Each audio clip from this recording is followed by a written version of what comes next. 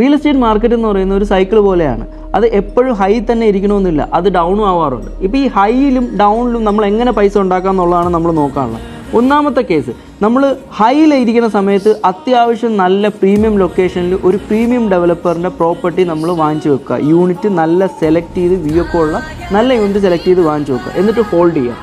അതിനുശേഷം നമ്മൾ എന്ത് ചെയ്യുക, അത്യാവശ്യം നല്ല ടൈം ആകുമ്പോഴത്തേക്ക് എക്സിറ്റ് ആവുക. അതെല്ലാം റിയൽ എസ്റ്റേറ്റ് കൺസൾട്ടൻറ്റ് പറഞ്ഞു തരും. എപ്പോഴാണ് നിങ്ങൾ എക്സിറ്റ് ആവാനുള്ളത്, എൻട്രി ആവാനുള്ളത്, എല്ലാ കാര്യങ്ങളും നിങ്ങൾക്ക് പറഞ്ഞു തരും. ഓക്കെ, ഇനി ഡൗൺ ആയിരിക്കുന്ന സമയത്ത് എന്ന് പറഞ്ഞു കഴിഞ്ഞാൽ മാർക്കറ്റിൽ ഒരുപാട് ഡിസ്ട്രസ് ഡീൽസ് വരും. അതായത് മാർക്കറ്റ് റിയൽ എസ്റ്റേറ്റ് ഡൗൺ ആവുന്നതിനനുസരിച്ച് തന്നെ മറ്റ് ഇൻഡസ്ട്രിയും ഡൗൺ ആവുന്നതോടുകൂടി പലർക്കും പേയ്മെൻറ്റ് അടച്ചടച്ച് പോകാൻ പറ്റാതെയാണ്. അങ്ങനത്തെ യൂണിറ്റുകൾ സെലക്ട് ചെയ്ത് എടുക്കാൻ നോക്കുക. അത് എങ്ങനെ എടുക്കാൻ പറ്റുമെന്ന് പറഞ്ഞാൽ റിയൽ എസ്റ്റേറ്റ് കൺസൾട്ടൻസുമായിട്ട് നിങ്ങൾ നല്ല രീതിയിൽ ബന്ധമുണ്ടെന്നുണ്ടെങ്കിൽ അവർ തന്നെ നിങ്ങൾക്ക് പറഞ്ഞു തരും ഇങ്ങനെ ഒരു ഡിസ്ട്രസ് ഡീലുണ്ട്, അത് നിങ്ങൾക്ക് എടുക്കാൻ പറ്റും. അപ്പോൾ ഡൗൺ ആയിരിക്കുന്ന സമയത്ത് ഈ ഒരു യൂണിറ്റ് എടുക്കുകയും ഹോൾഡ് ചെയ്തിട്ട് റീസെയിൽ ചെയ്യാനുള്ള. അപ്പോൾ ഞാൻ നേരത്തെ പറഞ്ഞ കണക്ക് ഹൈ ആയിരിക്കുമ്പോഴത്തേക്കും നിങ്ങൾ ഹോൾഡ് ചെയ്ത് റീസെയിൽ ചെയ്യുക, അതുപോലെ തന്നെ ഡൗൺ ആയിരിക്കുമ്പോഴത്തേക്കും പ്രോപ്പർട്ടി വാങ്ങിച്ചിട്ട് റീസെയിൽ ചെയ്യുക. സോ ഇതാണ് നിങ്ങൾ ചെയ്യാനുള്ളത്. എപ്പോഴും ഈ ഒരു മാർക്കറ്റ് സൈക്കിൾ ആയതുകൊണ്ട് രണ്ട് ടൈമിലും നമുക്ക് പൈസ ഉണ്ടാക്കാൻ പറ്റും. പിന്നെ രണ്ടാമത്തെ കാര്യം, ഇതൊരു സ്റ്റോക്ക് മാർക്കറ്റ് അല്ല. നമ്മൾ റിയൽ എസ്റ്റേറ്റ് വാങ്ങിച്ചിട്ട് 1 വർഷമോ 2 വർഷത്തിനുള്ളിലൊന്നും നമ്മൾ വിറ്റ് കഴിഞ്ഞാൽ പൈസ ഉണ്ടാക്കാൻ പറ്റത്തില്ല. പൈസ ഉണ്ടാക്കണമെന്ന് വെച്ച് കഴിഞ്ഞാൽ അറ്റ്ലീസ്റ്റ് അവിടെ എന്തെങ്കിലും